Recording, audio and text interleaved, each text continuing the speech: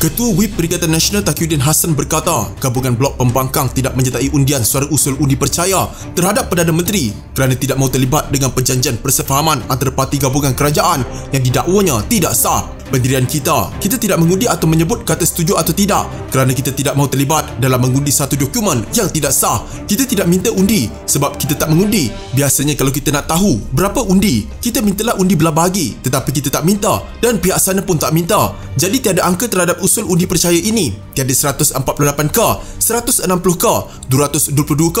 Tak tahu, itu bukan urusan kami, katanya pada sidang media di Dewan Rakyat. Terdahulu Anwar Ibrahim mendapat sokongan majoriti ahli parlimen sebagai Perdana Menteri ke-10 selepas usul undi percaya dibentangkan di Dewan Rakyat. Usul undi percaya itu diluluskan dengan undian suara selepas lebih suara menyatakan bersetuju. Usul berkenaan dibentangkan Timbalan Perdana Menteri Fadilah Yusof dan kemudian dibahaskan 12 ahli parlimen. Mengulas lanjut, Taqiyuddin berkata, dokumen perjanjian kerajaan perpaduan yang ditandatangani parti gabungan kerajaan sebagai tidak sah dan bercanggah dengan rohnya.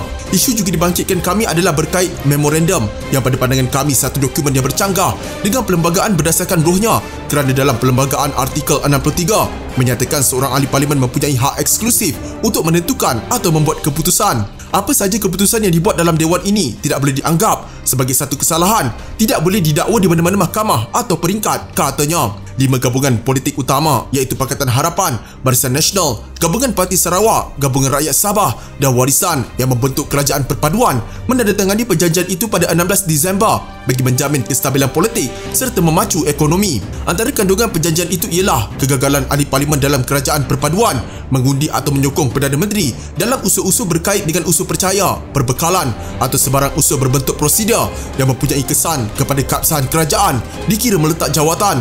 Sementara itu, Fahmi Fazil dalam sidang media berasingan berkata, undian belah bahagi tidak perlu merujuk kepada kes pada 1976 dan 2003 apabila tiada undian blok dilakukan ketika usul undi percaya terhadap Perdana Menteri. Tambahnya, undi belah bahagi juga tidak perlu kerana ia dibawa oleh pihak kerajaan.